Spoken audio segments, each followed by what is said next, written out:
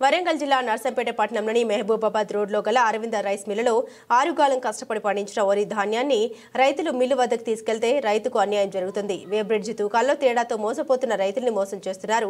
Aravinda rice మిల్లులో 30 కేజీల ధాన్యం తూకంలో తేడా ఉందని రైతు పీసీడబ్ల్యూ న్యూస్ వివరణ కోరగా రైస్ మిల్లు యజమాని ఒక్కొక్క వేబ్రిడ్జిలో 30 కిలోల నుండి 20 కిలోల వరకు వేబ్రిడ్జిలో తేడా ఉంటుందని యజమాని సత్యనారాయణ తెలియజేశారు.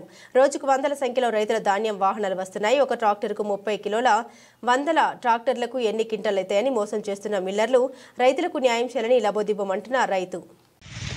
చిలకమనారు గ్రామం వడ్లు నర్సంపేట రైస్ మిల్కి తరలించడం జరిగింది అమ్మడానికి. వేరే మధ్యలో సేటు గారు ఉండి అరవింద్ అనే మిల్లుకి తరలించడం జరిగింది.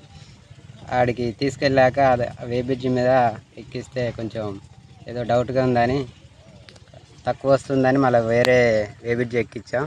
దానికి దీనికి ఒక 30 కిలోల తేడా వస్తుంది. ఇదేంటని ప్రశ్నిస్తే అన్ని ఈ మిల్లులలో 20-30 కిలోల తేడా ఇలాగే ఉంటుందని సమాధానం చెప్పారు. ఈ రైతుల్ని ఇలా చేస్తే దోసుకొని తింటే ఇక రైతులు ఎలా బాగుపడతారు, వాళ్ళకి తగిన చర్యలు తీసుకోవాలని అడుగుతున్నాం.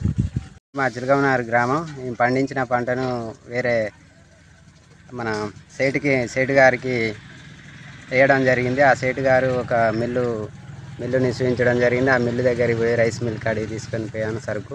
ఆ సరుకుని అక్కడ వేబ్రిడ్జి కాండా పెట్టించడం వల్ల నాకు కొంచెం డౌట్గా ఉంది. ఆ డౌట్ ఉందని చెప్పేసి వేరే వేబ్రిడ్జికి ఎక్కిస్తే దాంట్లో కొంచెం తేడా ఉంది. అదేంటని మళ్ళీ ఒక 30 కిలోల తేడా వచ్చింది. అదేంటని ప్రశ్నిస్తే ఈ మిల్లులలో వెళ్తే 20-30 కిలోల తేడా ఉంటుంది అలాగని చెప్పారు. ఇప్పుడు ఇలా ఇంత తేడా వస్తే ప్రతి రైతుకి ఎంతో కొంత నష్టం అవుతుంది కదా. ఇప్పుడు దీనిపైన చర్యలు తీసుకోవాలి, మిల్లు సైడ్పై చర్యలు తీసుకోవాలని ప్రభుత్వాన్ని కోరుతున్నాం.